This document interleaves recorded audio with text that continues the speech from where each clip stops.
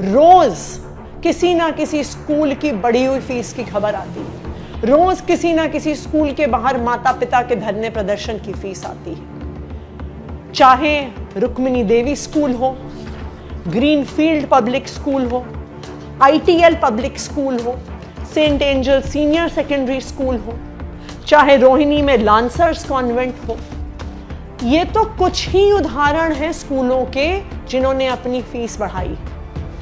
रोज social media पे लोग हमें टैग कर रहे हैं, ईमेल लिख रहे हैं, फोन कर रहे हैं।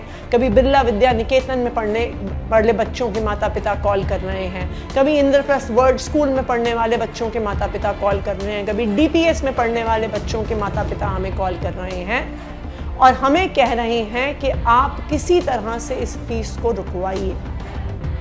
हम तो विपक्ष में हैं, हमें क्यों कह रहे हैं? क्योंकि उनको भरोसा नहीं है कि भारतीय जनता पार्टी की दिल्ली सरकार इन प्राइवेट स्कूलों पर लगाम लगाएगी।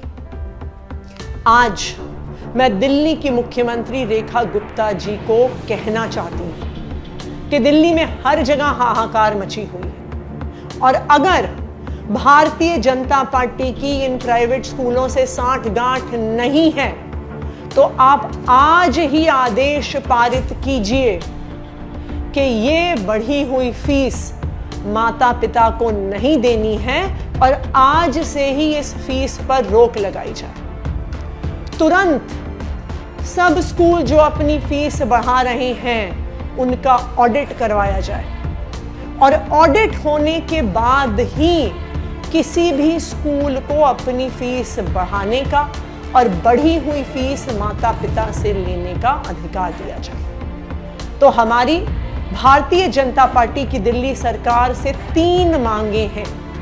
पहली, बढ़ी हुई फीस पर तुरंत प्रभाव से रोक लगाई जाए कि स्कूल माता पिता पर दबाव ना डाल सके बढ़ी हुई फीस बढ़ाने का। दूसरा, सभी प्राइवेट स्कूल जो फीस बढ़ा रहे हैं तुरंत CAG इम्पैनल्ड ऑडिटर से उनका ऑडिट कराया जाए।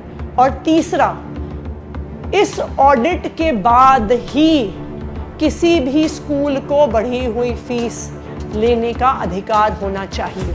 अगर ऑडिटर कहेगा कि स्कूल मुनाफाखोरी नहीं कर रहा, तभी स्कूल को अपनी फीस को 1%, 2% भी बढ़ाने का अधिकार होना चाहिए।